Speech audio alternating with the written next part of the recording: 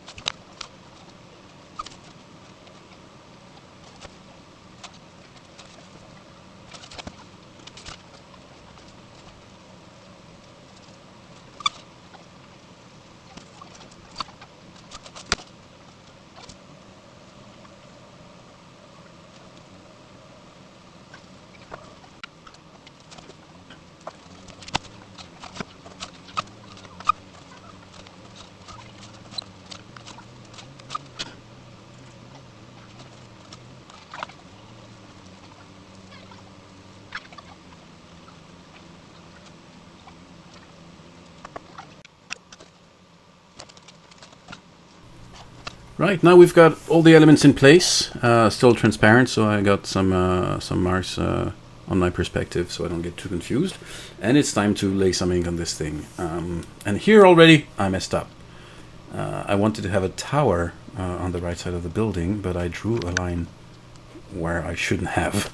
I still wanted that tower there, so I took a creative decision and try to save it. We'll see when we get there. You'll see me probably shake my hand violently for a second and then find a solution. Anyway, yep, there we go. Not happy. Find a solution. That's how it is now. It's on top and it's connected with this. Anyway, back to inking. I struggle a little bit because I'm trying not to move my canvas too much so that I make a more pleasant viewing experience for you. Normally I would rotate my my paper a lot more to be able to make lines more comfortably. But in the end it turned alright, I think. So we go. Let's keep on inking and throw an outline on this, and then it'll be time for color. What else can I say about that? We'll see. Let's go.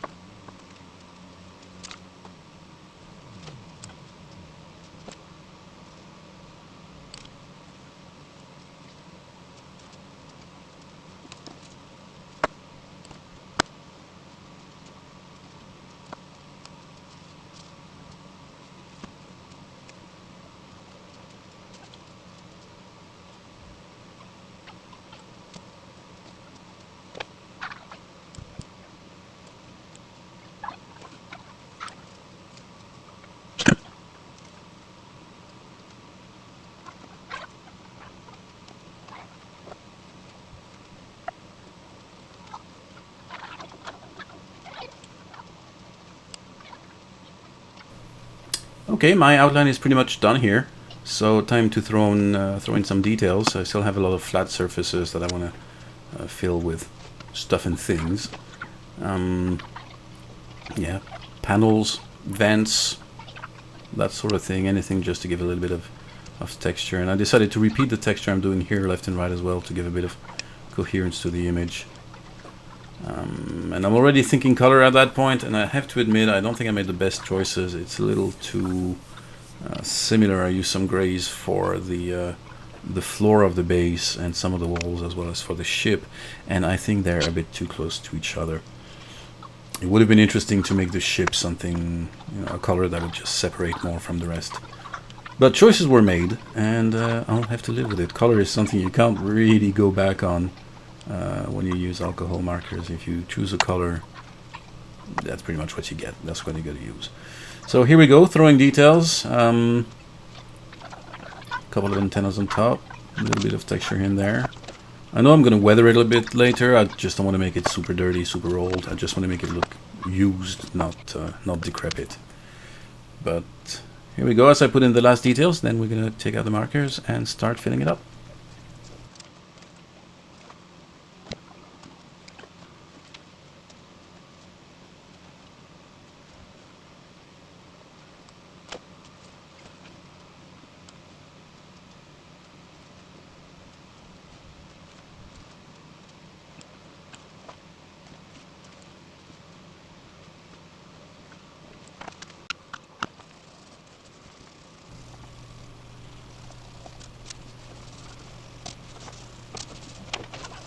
Alright, out with the pencil. I think I've put most of the ink I want to put in place. Now, yeah, time to get some markers out. And I didn't want to make it too complicated on this one. I actually seriously hesitated about putting hard shadows, which I did in the end, because, come on, you gotta push yourself. But, yeah, pretty simple.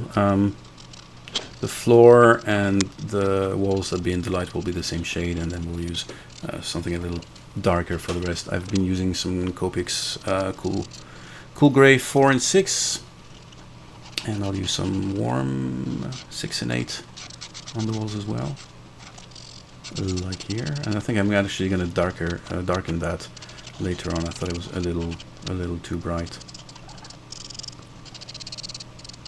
but there you go. So my light is coming from behind us and on our left, and I imagined the light source to be pretty high in the sky, so I would avoid large cast shadows. Yeah, again, trying to make my life simple. I'd been drawing for quite a while at that point. I actually spread this one on 2 mornings, and I think total drawing time was about 4 hours 25 minutes. And coloring, simple as it is, takes time as well. But right now it's the easy bit in the drawing. I just know what surfaces are in the light, which ones are not, and I'm putting some basic tone accordingly. Alright, let's fast forward some more until it gets interesting again. Here we go.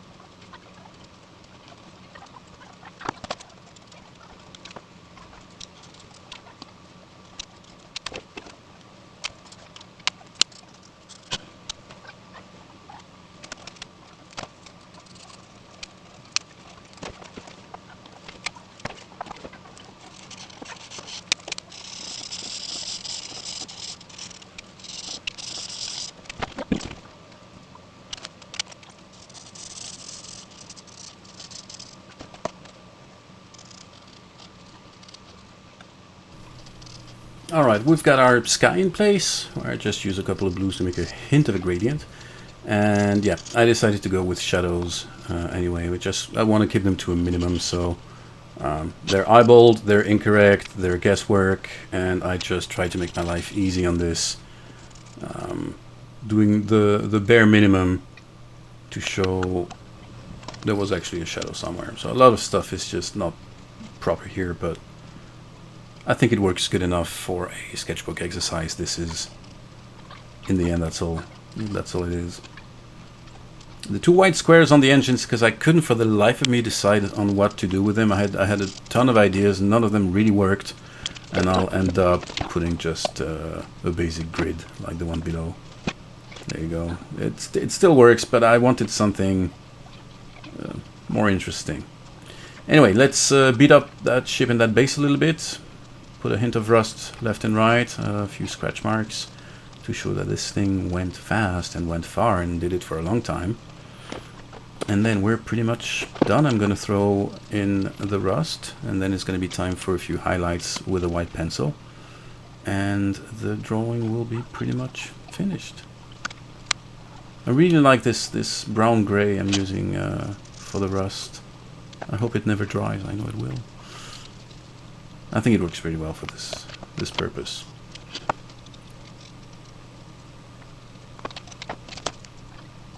There you go. This is just the very end, putting a little thing here and there, and I know the drawing is pretty much finished. I just want to make sure I get all my shadows right. I forgot one. I did it when I already posted on Instagram. We'll see if you spot where I forgot a shadow. Let me know. I mean, I'm afraid if I say that, you're actually going to spot more than I haven't seen. But I think it's good enough for what it is. I had fun doing it. It was good to settle back in the studio again after the holidays. And I'm looking forward to my next projects. And I'm looking forward to doing more sketchbook pages for you. And hopefully more videos as well. So I'll try to pick it up and keep a good rhythm. But can't promise anything because so much to do in so little time. But anyway, I wish you guys a great summer still, great holidays if you're having them. And once again, thank you for dropping by. I appreciate the support. Alright, take care folks. Bye bye.